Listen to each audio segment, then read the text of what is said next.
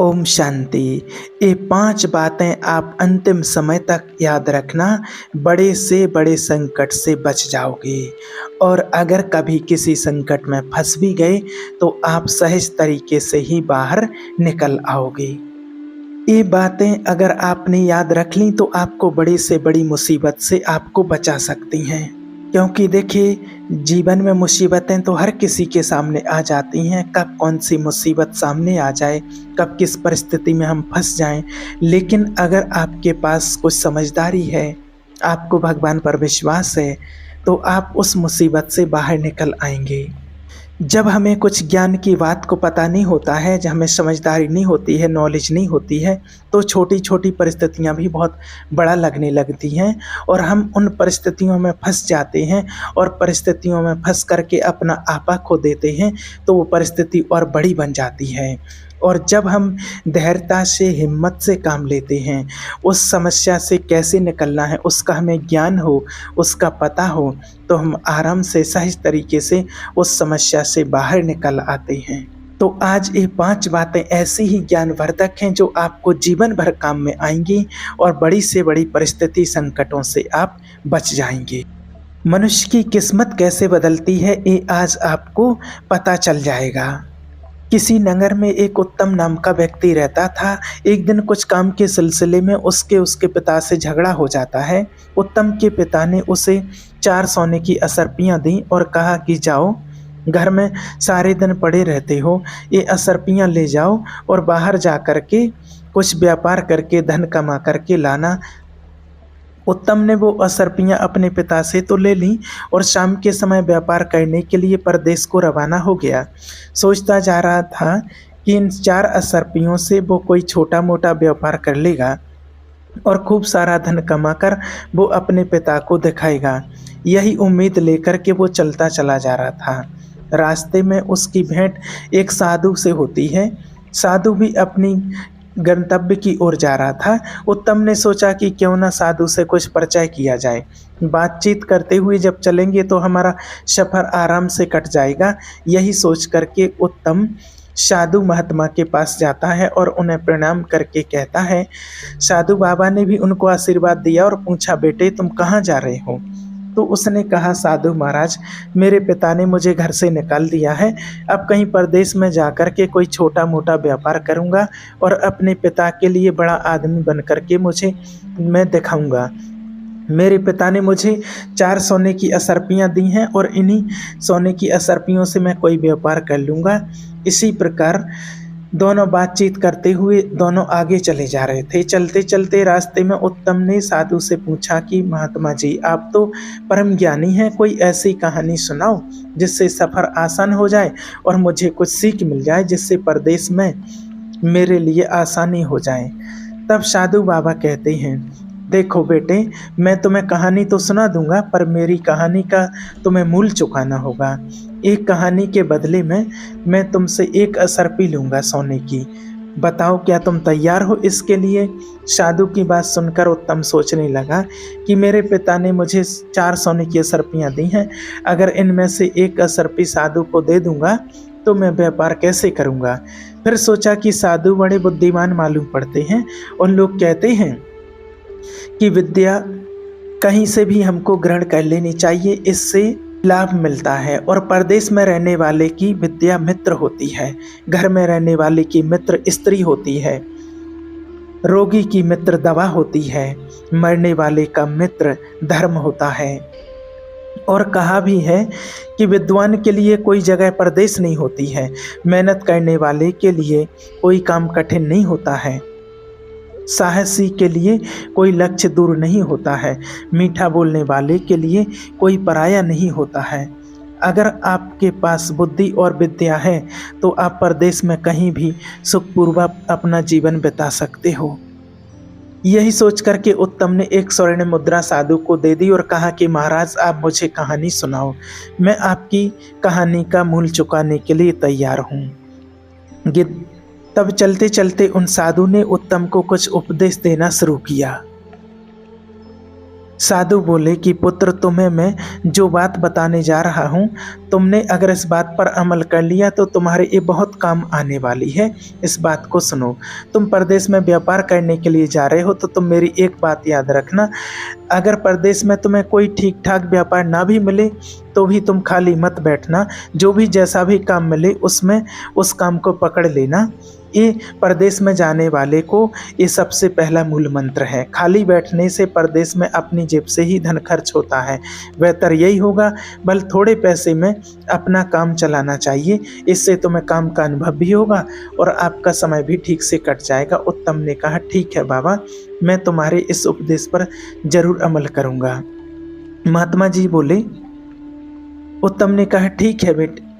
अब महात्मा ने कहा, ठीक है बेटे। उत्तम ने कहा कि महात्मा जी ठीक है, मैं आपकी बात पर अमल करूंगा, लेकिन अब आप कहानी सुनाना शुरू कीजिए। तो महात्मा जी बोले कि बेटे कहानी तो ख़त्म हो गई, आपको मैंने एक कहानी ही सुनाई थी। उत्तम कहने लगा, साधु बाबा एक ऐसी कहानी थी जो जरा सी ही देर में ख़त्म हो गई। ये तो आपने मुझे उपदेश दिया है, मुझे कोई कहानी सुनाओ ना। साधु महात्मा ने कहा, अगर तुम दूसरी कहानी सुनना चाहते हो तो एक स्वर्ण मुद्रा और देनी पड़ेगी, मैं तुम्हें कहानी सुनाऊंगा। तो फिर उत्तम ने कुछ सोच विचार करने के बाद उत्तम ने साधु महात्मा के हाथ में एक असरपी और रख दी और कहा कि बाबा अब मुझे कहानी सुनाइए। साधु महाराज ने कहा, ठीक है, अब मैं तुम्हें दूसरी कहानी सुनाता हूँ, ध्यान देकर सुनो। परदेश में रह कर के बेटा कभी दूसरे की वस्तु पर छल कपट या प्रपंच से अपना अधिकार मत करना। दूसरे की वस्तु को हमेशा मिट्टी के समान समझ करके चलना। कभी किसी चीज पर नियत खराब मत करना। उत्तम ने कहा, ठीक है बाबा, मैं ऐसा ही करूँगा। अब आगे सुनाइए। साधु कहने लगा, बेटे कहानी तो खत्म हो गई, इतनी ही कहानी थी।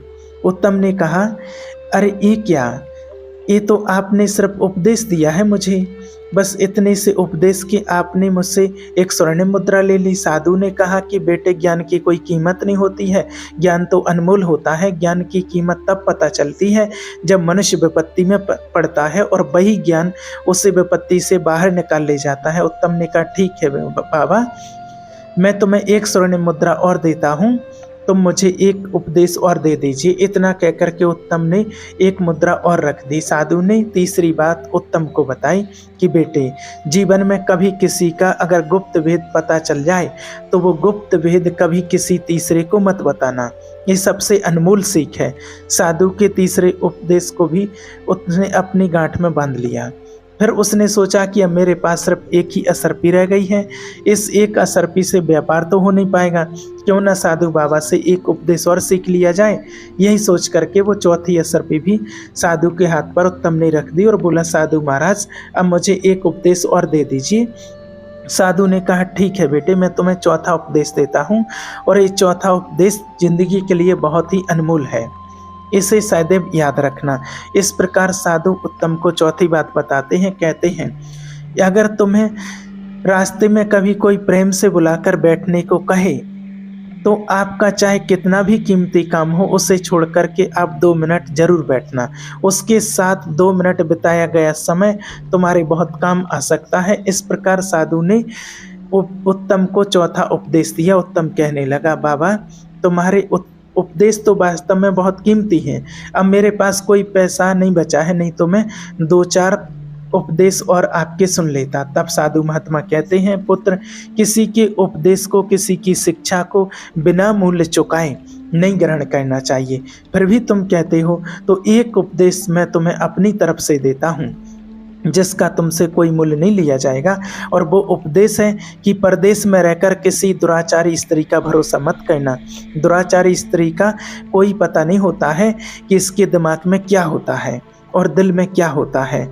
तो ये 5 उपदेश दे करके साधु महात्मा ने कहा कि हमारा और तुम्हारा साथ बेटे इतने ही देर का था, पास में मेरा आश्रम था और मैं अपने आश्रम पर जा रहा हूँ। इतना कह करके साधु अपने आश्रम पर चले जाते हैं। उत्तम वहाँ से अकेले चले आगे के लिए बढ़ते हैं, परंतु उनके दिमाग में एक ही बात चल रही थी कि साधु महात्मा ने 5 उपदेशों के बदले मुझसे 4 स्वर्ण मुद्राएं ले ली। साधु को भला धन से क्या मतलब, साधु संत तो बैरागी होते हैं, धन दौलत का त्याग करके ही भी साधु बनते हैं, फिर मुझसे स्वर्ण मुद्राएं क्यों ली। मैं जब लौट कर के अपने नगर जाऊँगा तो ये बात ज़रूर पूछूँगा। फिर सोचा चलो जो भी है, साधु की ये पाँचों बातें बड़ी ही कीमती मालूम पड़ती हैं, मैं इन्हें सदैव याद रखूँगा। अब उत्तम के पास कोई पैसा नहीं बचा था। अब वो इस चिंता में था कि परदेश में जाकर के वो क्या करेगा, क्या खाएगा, कैसा अपना व्यापार शुरू करेगा। यही सब बातें सोचते-सोचते वो एक नगर में पहुँच जाता है। नगर में पहुँचकर वो किसी नौकरी की तलाश करने लगता है, क्योंकि धन तो उसके पास में था नहीं। सोचा कि किसी की नौकरी ही कर लेते हैं, क्योंकि साधु बाबा ने भी कहा है कि परदेश में खाली नहीं बैठना चाहिए, छोटा-मोटा जो भी काम मिल जाए उसे ही करना चाहिए। नौकरी की तलाश में उत्तम इधर-उधर लोगों से पूछता फिर रहा था। तभी उसकी भेंट एक राजा के नौकर से होती है, जो राजा के यहाँ नौकरी करता था। उसका नाम था आनंदपाल। आनंदपाल राजा के यहाँ उनके घोड़ों की देखभाल करता था, और उसने देखा कि एक आदमी घोड़ों का जो नौकर था, उसने देखा कि एक आदमी नौकरी की तलाश में घूम रहा है। तो उसने अपने पास उत्तम को बुलाया और कहा कि तुम्हें काम की तलाश है और मुझे राजा छुट्टी नहीं दे रहा है। घर पर मेरी माँ बहुत बीमार है, काफ़ी दिनों से मैं अपनी माँ को देखने नहीं जा पा रहा हूँ।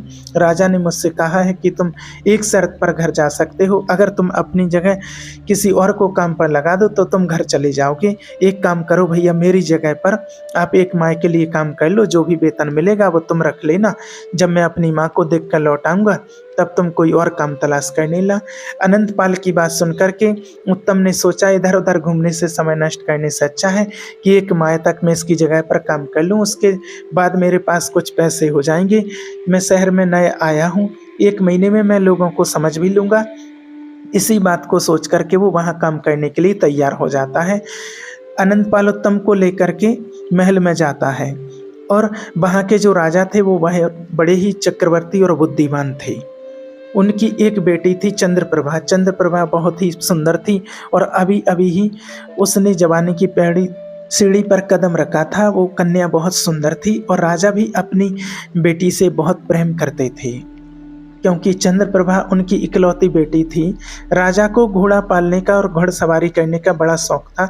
एक से बढ़कर एक अच्छी नस्ल वाले घोड़े पले हुए थे। उनकी घोड़ों की देखभाल के लिए कई नौकर लगा दिए थे। उन्हीं में से एक अनंतपाल था।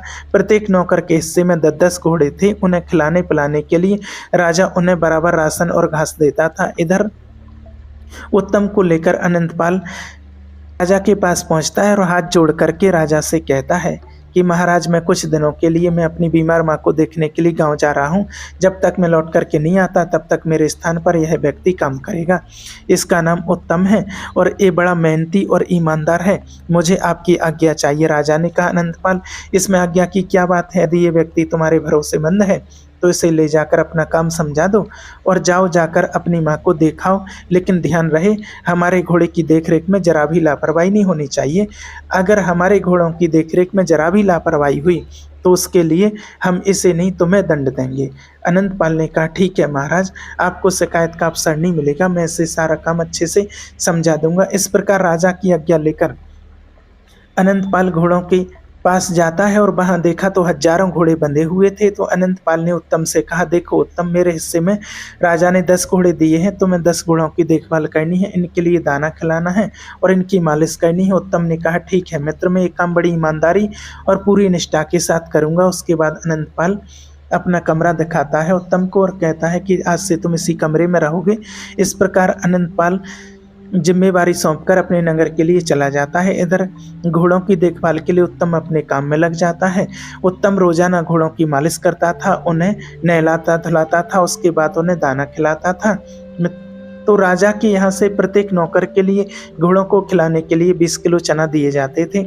उत्तम ने उस चने को एक पोटली में बांधा और पानी में भिगो करके उन्हें कूट पीस करके घोड़ों को खिलाने के लिए डाल दिया। जब वो अपने काम से फ्री हो गया तो उसने सोचा कि क्यों ना बाकी नौकरों के साथ बैठकर कुछ बातचीत कर ली जाए। यही सोचकर उत्तम उन नौकरों के पास जाकर बैठ जाता है जो राजा के अन्य घोड़ों की देखभाल करते थे। उसने देखा कि सारे नौकर इकट्ठे होकर एक कमरे में बैठकर शराब पी रहे थे और उनके घोड़े अभी भी भूखे बंधे थे। उत्तम कहने लगा, अरे भाई, तुमने अपने घोड़ों को दाना घास नहीं डाला, शराब पीने में लगे हो। उन सभी नौकरों ने कहा, अरे भाई, बिना अपना काम खत्म किए हम कभी नशा पानी नहीं करते हैं। हम सब अपने अपने घोड़ों को खुराक डाल चुके हैं, उसके बाद ही यहाँ बैठकर शराब पीने के लिए आए हैं। उत्तम ने देखा कि राजा के यहाँ से घोड़ों के लिए जो चने मिले थे वो अभी भी उन नौकरों के पास में रखे थे। उत्तम ने कहा, अरे भाई क्यों झूठ बोल रहे हो, आपके पास अभी भी बहुत सारे चने कूटने के लिए पड़े हैं और तुम कह रहे हो कि हमने अपने घोड़ों को दाना घास डाल दिया है। जवाब दिया, भैया हमारे पास जो चने रखे हैं ये चने घोड़ों को खिलाने के लिए नहीं है, इनको तो हम बाजार में बेच करके अपनी शराब का इंतजाम करते हैं। तो उत्तम ने पूछा, फिर घोड़ों को क्या खिलाते हो? तो फिर जवाब दिया, राजा हमें 20 किलो चना देता है तो हम 5 किलो घोड़ों को खिला देते हैं और बाकी के चने बेच करके अपने नशे पानी का इंतजाम करते हैं। नौकरों का ये बर्ताव उत्तम को अच्छा नहीं लगा। सोचने लगा, ये तो राजा के साथ और इन निर्दोष जानवरों के साथ धोखा है। तुम सब अपना पेट भरने के लिए, नशा करने के लिए इन घोड़ों को भूखा रखते हो। वे सब नौकर कहने लगे, देखो भाई पेट भरने के लिए ये सब करना पड़ता है, राजा से मिलने वाले वेतन से हमारा ठीक से गुजारा नहीं हो पाता है। इतने से धन से किसका पेट भरा है? तुम भी ऐसा किया करो, तुम्हें कौन रोकता है? तुम्हारे लिए अनंत पाल ने यहाँ रखा है, इसलिए हमने तुम्हें ये बात बता दी। तुम ये बात किसी और से मत कहना, वरना तुम्हारे साथ अच्छा नहीं होगा। तो उत्तम उन सबकी बात सुनकर चुपचाप अपने कमरे में लौट आता है और सोचता है कि वे लोग ठीक कहते हैं, कल से मैं भी ऐसा ही करूँगा, बेईमानी करके बहुत सारा पैसा इकट्ठा कर लूँगा। मुझे सिर्फ यहाँ 1 महीने ही तो रहना है। अनंत पाल के आते ही वो मुझसे काम छीन लेगा, तब तक मैं कुछ पैसे कमा लूँ, उसके बाद मैं कोई और व्यापार कर लूँगा। और वो अपनी चारपाई पर लेटा लेटा ऐसा सोच रहा था, तभी उसे साधु की दूसरी बात याद आ जाती है कि किसी दूसरे के धन पर छल, प्रपंच और कपट से अपना अधिकार नहीं करना चाहिए। दूसरे का धन, दूसरे की वस्तु मिट्टी के समान समझनी चाहिए, उसके ऊपर कभी अपनी नीयत खराब नहीं करनी चाहिए। यह बात याद आते ही उत्तम के विचार बदल जाते हैं। सोचने लगा कि मैं भूखा रह लूँगा लेकिन ये पाप का धन कभी नहीं खाऊंगा। उसी दिन से उत्तम बड़ी ईमानदारी से अपने घोड़ों को खिलाता है, हर समय उनकी देखभाल करता है। 1 महीने के अंदर उत्तम के 10 घोड़े एकदम हष्ट-पुष्ट और खूब तंदुरुस्त दिखने लगे और बाकी के नौकर दाने की चोरी करते थे, घोड़ों को कम खिलाते थे, इसलिए उनके घोड़े कमज़ोर होते चले गए। एक दिन दरबार में राजा ने अपने मंत्री से कहा, मंत्री जी बहुत दिन हो गए हैं, मैंने अपने घोड़ों की दौड़ नहीं देखी है, आप नौकरों को सूचित कर दो कि वे सब अपने घोड़ों को लेकर मैदान में आ जाएं, कल मैं घोड़ों की दौड़ की प्रतियोगिता रखूंगा। राजा ने जैसे ही कहा था, मंत्री ने वैसे ही नौकरों को आदेश कर दिया। अस्तबल के सभी नौकर घोड़ों को नहला धुलाकर और खूब सजाकर अपने अपने घोड़ों को लेकर खाली मैदान में पहुंच गए। राजा साहब ने जब घोड़ों पर दृष्टि डाली तो देखा कि सारे घोड़े कमज़ोर थे, बिल्कुल मरियल से, और उत्तम के 10 घोड़े बड़े ही हष्ट-पुष्ट और सुडौल थे। वे दौड़ने के लिए फुरफुरा रहे थे। ये देखकर राजा को क्रोध आ जाता है। उन्होंने अपने मंत्री से कहा कि मंत्री जी, हमारे सारे घोड़े बड़े ही स्वस्थ थे, लेकिन मैं मात्र 10 घोड़े स्वस्थ देख रहा हूँ, बाकी के सब घोड़े बहुत कमज़ोर हो गए हैं। इतने कमज़ोर कैसे हो गए हैं? क्या नौकर इन्हें खिलाते पिलाते नहीं हैं? मुझे तो ऐसे लगता है कि नौकरों ने इन्हें खिलाने में लापरवाही की है। तब राजा ने उत्तम के पास पहुंचकर उत्तम के घोड़े देखे। घोड़े एकदम स्वस्थ और फुर्तीले थे। उन घोड़ों को देख करके राजा बड़ा प्रसन्न होता है। राजा ने अगले दिन उत्तम को दरबार में बुलाया और कहा कि तुम वही हो जिसे अनंत पाल ने अपने स्थान पर रखा है? उत्तम ने जवाब दिया, जी महाराज मैं वही हूँ। राजा ने पूछा, आपके घोड़े एकदम हष्ट-पुष्ट हैं, बाकी के घोड़े इतने कमज़ोर क्यों हैं, जबकि मैं घोड़ों की खास सामग्री सबको बराबर मात्रा में भिजवाता हूँ? यही जानने के लिए मैंने तुम्हें यहाँ बुलाया है। राजा के पूछने पर उत्तम ने कहा, महाराज मैं इस बात का रहस्य तो आपको बता दूंगा, लेकिन ये बात मैं तभी बताऊंगा जब अस्तबल के बाकी नौकर यहाँ मौजूद होंगे। राजा ने आदेश देकर फौरन सारे नौकरों को अपने दरबार में बुला लिया। तब राजा ने उत्तम से पूछा, बताओ बाकी घोड़ों के कमज़ोर होने का क्या कारण है? तब उत्तम ने कहा, महाराज आपके बाकी नौकर बड़े बेईमान और बड़े लालची और नशेली हैं। आप घोड़ों के लिए रोज़ाना 20 किलो चना देते हैं, लेकिन ये 5 किलो चना घोड़ों को खिलाते हैं, बाकी का 15 किलो चना बाजार में बेचकर शराब ले आते हैं। घोड़ों को पर्याप्त मात्रा में दाना न मिलने से सारे घोड़े कमज़ोर हो गए, लेकिन मैंने बड़ी ईमानदारी से आपका दिया हुआ राशन घोड़ों को खिलाया है, इसलिए मेरे घोड़े तंदुरुस्त हैं। इतनी बात सुनते ही राजा आग बबूला हो जाता है और नौकरों पर बिगड़ पड़ बोला, हरामखोरों, हम तुम्हें इसी के लिए तनख्वाह देते हैं कि तुम आराम से घोड़ों का दाना भी खा जाओ। सारे नौकर नीचे को गर्दन डालकर चुपचाप खड़े हो गए और डर के मारे थर थर कांपने लगे। कहने लगे, महाराज हमें क्षमा कर दो, हमसे बड़ी गलती हो गई है, अब हम दोबारा ऐसा नहीं करेंगे। राजा ने कहा, नहीं, मैं तुम सबकी गर्दन तलवार से अभी उड़ा दूंगा। तुमने हमारे साथ धोखा किया है। राजा को अत्यंत क्रोध में देखकर उत्तम कहने लगा, महाराज इस बार इन्हें आप क्षमा कर दीजिए। मैं उम्मीद करता हूँ कि अब ये दोबारा गलती नहीं करेंगे। उत्तम के कहने पर राजा ने उन चेतावनी देकर छोड़ दिया। उत्तम की ईमानदारी को देख करके राजा ने उत्तम को शाबाशी दी और उसे अस्तबल का मुख्य निरीक्षक के रूप में नियुक्त कर दिया और कहा कि आज से तुम्हारा काम इतना है कि तुम इन सब पर नज़र रखोगे। अगर कोई घोड़े का दाना चोरी करता है तो उसकी खबर तत्काल हमें मिलनी चाहिए। इस काम के लिए हम तुम्हें 10,000 असरपियाँ देंगे। राजा ने सख्त निर्देश देकर उन सभी नौकरों को छोड़ दिया और उत्तम को उन पर दृष्टि रखने के लिए नियुक्त कर दिया। राजा अपनी उंगली में एक हीरे की अंगूठी पहना था। उसने हीरे की अंगूठी उतार कर राजा ने इनाम के रूप में उत्तम को पकड़ा दी और कहा कि जब भी तुम्हें हमसे मिलना हो तो तुम अंगूठी पहरेदारों को बताकर आप किसी भी समय मिल सकते हो। अस्तबल में पहुंचकर उत्तम ने सभी नौकरों को समझाया कि देखो इस बार तो मैंने तुम्हें बचा दिया, अगर दोबारा तुम्हारी गलती पकड़ी गई तो राजा साहब तुम्हें जिंदगी भर के लिए जेल में डाल देंगे, इसलिए ईमानदारी से अपना काम कीजिए। मित्रों, उसी दिन से सारे नौकर बड़ी ईमानदारी से घोड़ों को खिलाने पिलाने लगते हैं।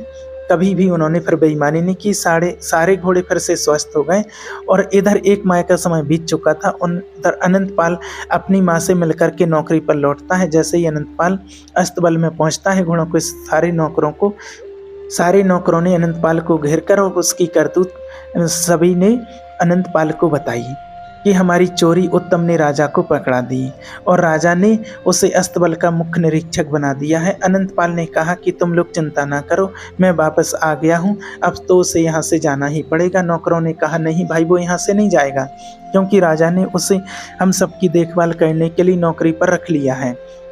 तो उसके बाद में अनंतपाल उत्तम के पास जाता है और उत्तम उस समय कमरे में लेटा हुआ था। अनंतपाल को देखकर उत्तम एकदम खुश हो जाता है और कहता है, मित्र तुम आ गए, तुम्हें देखकर मुझे बड़ी खुशी हुई। अनंतपाल उत्तम के पास में बैठ जाता है। उसके बाद उत्तम वहाँ जो घटना घटी थी उसके बारे में अनंतपाल को बताता है। अनंतपाल कहने लगा, तुमसे पहले इस बात का पता लग चुका है। उसके बाद दोनों साथ साथ बैठकर भोजन करते हैं। भोजन करने के बाद अपने अपने बिस्तर पर लेट जाते हैं। अनंतपाल उत्तम से मन ही मन जल रहा था, क्योंकि राजा ने उसे बड़े पद पर नौकरी दे दी थी और उसने नौकरों की चोरी राजा को पकड़ाई थी, इसलिए अनंतपाल उससे जलने लगा था। क्योंकि आपको बता दें कि अनंतपाल भी चोरी करता था और उससे उत्तम का ये बर्ताव बिल्कुल भी पसंद नहीं आया। अनंतपाल उत्तम को नीचा दिखाना चाहता था, उससे बदला लेना चाहता था। अनंतपाल अपने कमरे में लेट जाता है और उत्तम अपने कमरे में चला जाता है। राजा ने उसे अलग कमरा देख रखा था। उस दिन आकाश में बादल छाए हुए थे, हल्की हल्की बारिश हो रही थी, बिजली कड़क रही थी।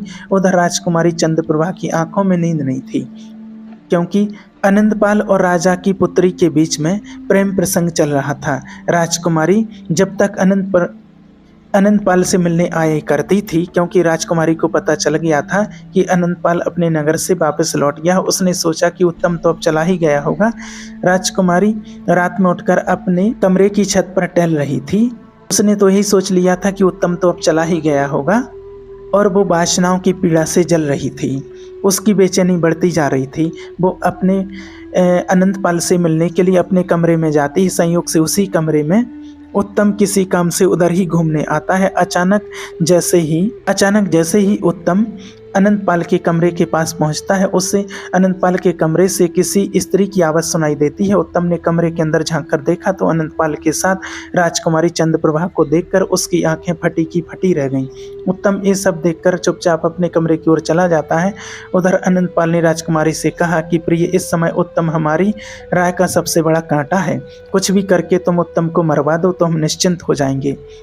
राजकुमारी ने कहा, ठीक है प्राणनाथ, ये कितनी बड़ी बात है, तुम चिंता क्यों करते हो, मैं पिताजी से कह करके इसे मृत्युदंड दिलवा दूंगी।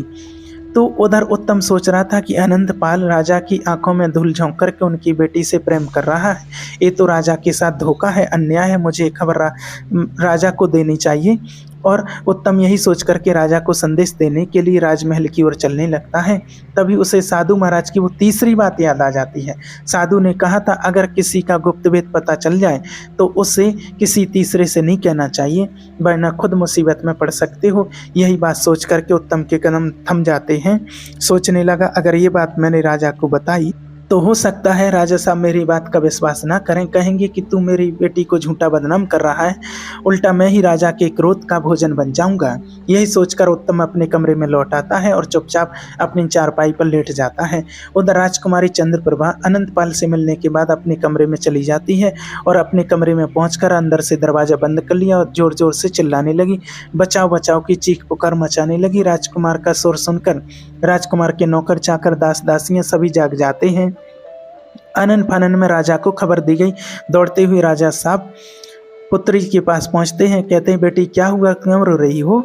तो अनंतपाल के कहने पर राजकुमारी चंद्रप्रभा ने त्रिया चरित्र रच दिया था। एकदम से कहने लगी पिताजी आपने जिस नए नौकर को नौकरी पर रखा है, तुम्हारे इस नौकर ने मेरे साथ जबरदस्ती की है। वो रात में मेरे कमरे में आया और मेरी इज्जत लूटने का प्रयास करता रहा। जब मैं चीखी चिल्लाई तो खिड़की से कूद करके भाग गया। तुम्हारे द्वारा दी गई अंगूठी का उसने नाजायज फायदा उठाया। उसने अंगरक्षकों को अंगूठी दिखाकर वो अंदर घुस गया होगा। बेटी के मुख से बात सुनकर राजा एकदम आग बबूला हो जाता है। कहने लगा पुत्री तुम चिंता मत करो, उस दुष्ट की इतनी हिम्मत कि वो हमारे महल में घुस आया, मैं अभी उसे बुलाकर उसकी खबर लेता हूँ। राजकुमारी ने कहा पिताजी उसकी खबर लेने से कोई फायदा नहीं है। उसकी गुस्ताखी के लिए उसे जब तक मृत्युदंड नहीं दिया जाएगा तब तक मैं अन्न जल ग्रहण नहीं करूंगी। राजा ने कहा बेटी ऐसा ही होगा, कल मैं उसे मृत्युदंड दूंगा। राजकुमारी को आश्वासन देकर राजा अपने महल के लिए चला जाता है। इधर राजकुमारी मन ही मन बड़ी प्रसन्न होने लगी, सोचने लगी आज मेरा षड्यंत्र सफल हो जाएगा, अब मेरे और अनंतपाल के बीच में कोई बाधा नहीं आएगी। उसके बाद राजकुमारी निश्चिंत होकर अपने बिस्तर पर सो गई। राजा अपने शयन कक्ष में पहुंचे परंतु उनकी आंखों से नींद उड़ चुकी थी। वो सोच रहे थे कल सुबह में उत्तम को दरबार में बुलाकर मृत्युदंड दे दूंगा, परंतु तभी उनके दिमाग में एक दूसरा विचार आता है। राजा सोचने लगा कि अगर दरबारी लोग मुझसे पूछेंगे कि इस नौकर को किस बात का मृत्युदंड दिया गया है तो मैं क्या कहूँगा।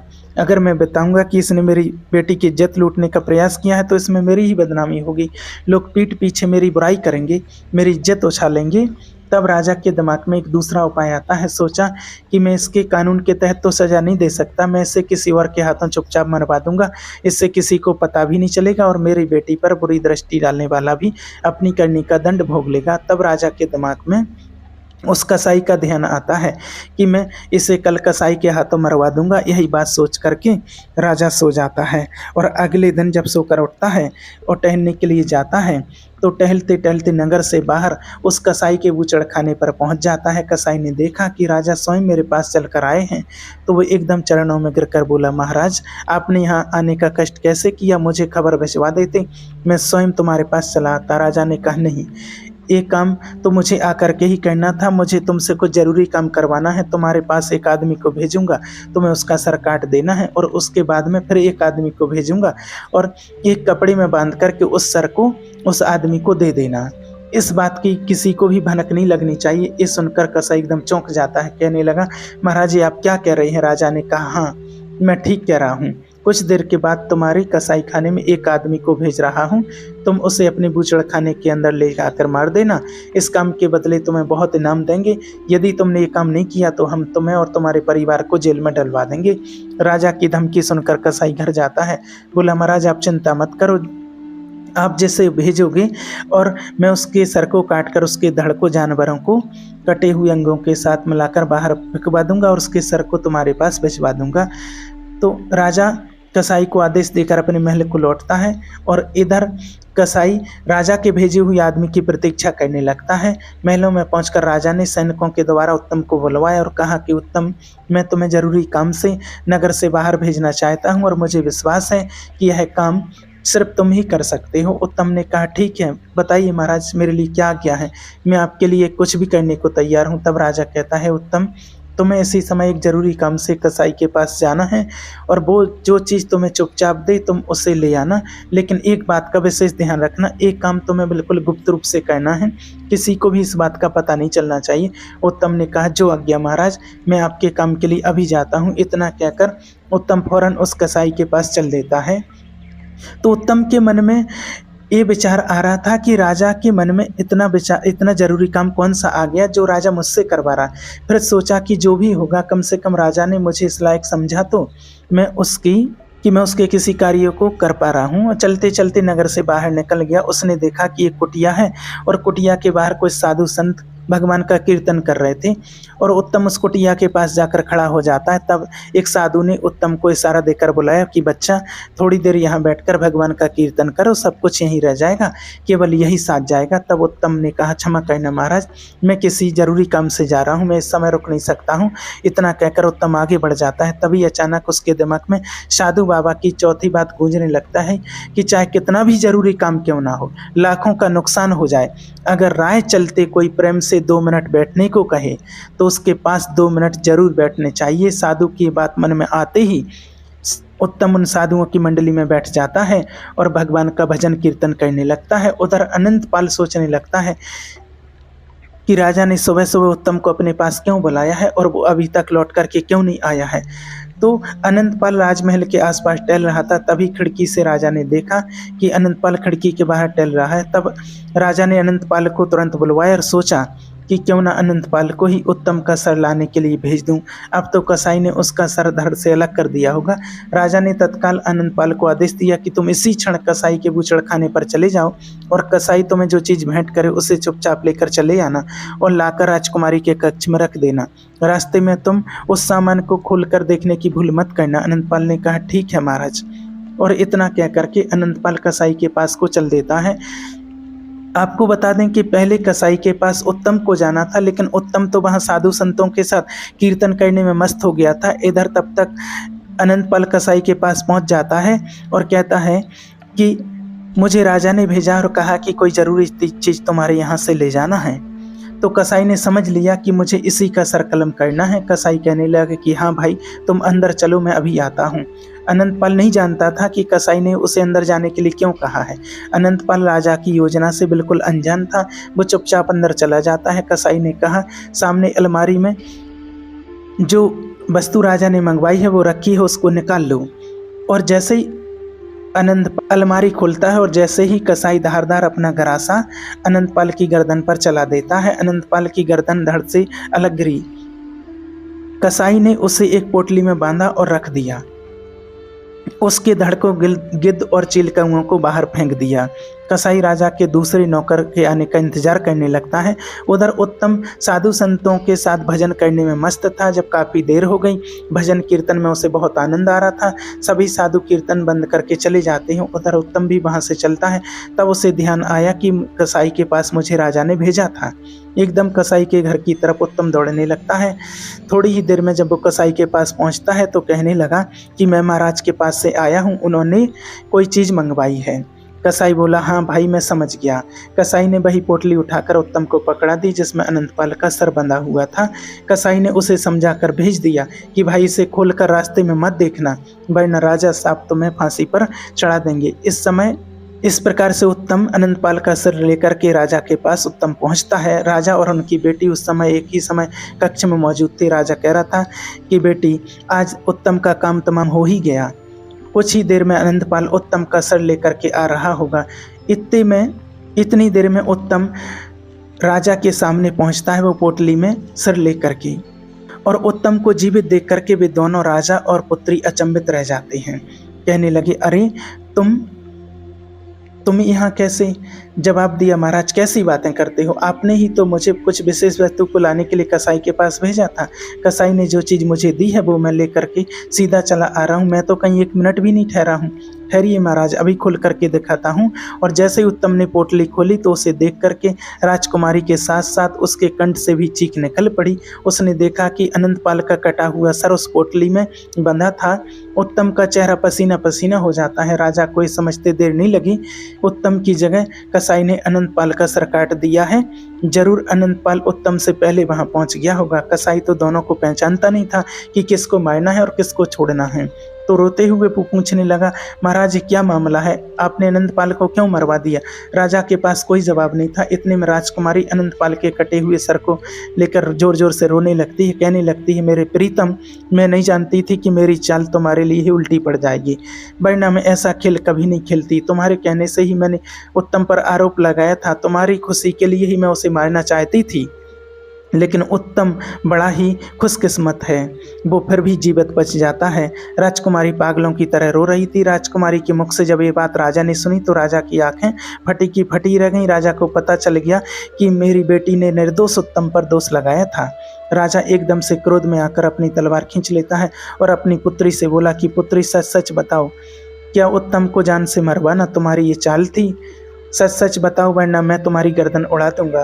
तो डर के मारे राजकुमारी ने सारी बात सच सच अपने पिता को बता दी। सुनकर राजा सर को पकड़ कर बैठ गया।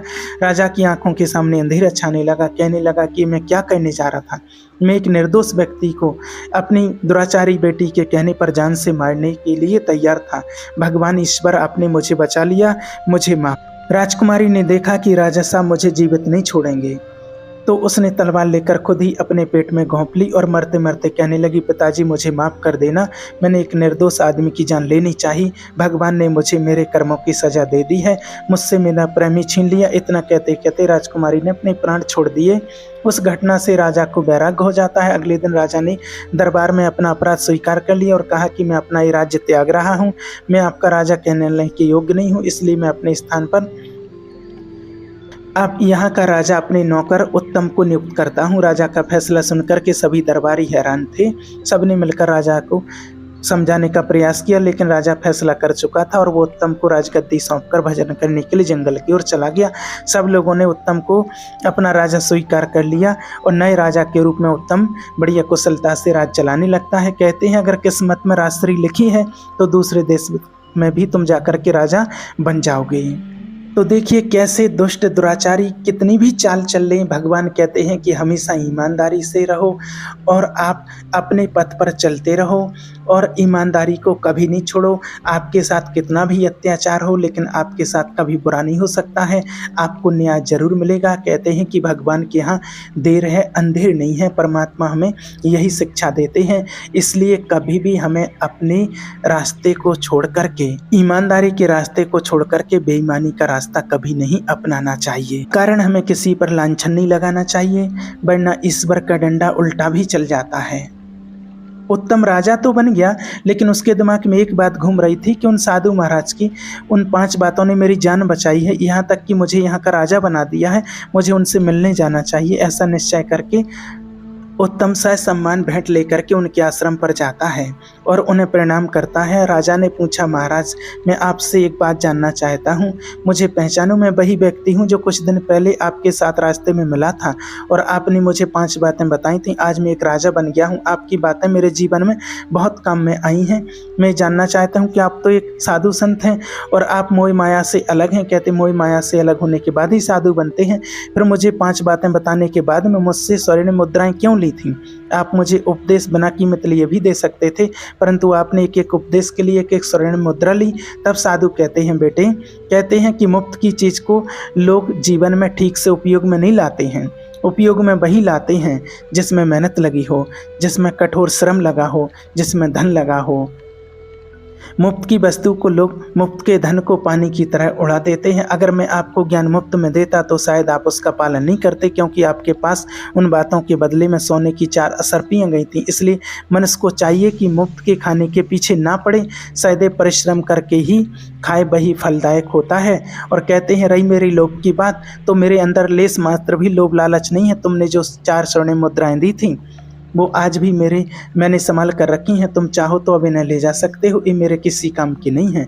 इन्हें ले जाकर गरीबों में बांट देना। साधु से मिलकर राजा उत्तम चंद अपने नगर में आकर से सुचारू रूप में राजकाज से चलाने लगते हैं। तो देखिए, जीवन में कोई भी चीज़ मुफ्त की नहीं लेनी चाहिए। दूसरी बात, हमें किसी के साथ धोखा नहीं करना चाहिए। तीसरी बात, किसी के द्वारा दिया गया ज्ञान उपदेश को सुनकर हमें भूलना नहीं चाहिए, बल्कि उसे जीवन में समय समय पर उपयोग में लाना चाहिए। परमात्मा शिव ने भी हमें यही उपदेश दिए हैं। भगवान जो उपदेश देता है उनको अपने जीवन में अपनाना चाहिए, क्योंकि जब तक हम जीवन में नहीं अपनाएंगे तब तक हम अमल में नहीं ला पाएंगे, तब तक उस ज्ञान का हमें कोई लाभ नहीं होगा। अगर आप ईश्वर के ज्ञान को अपने जीवन में अपनाते हैं, अमल में लाते हैं, तो आप हमेशा सुखी रहेंगे। ओम शांति।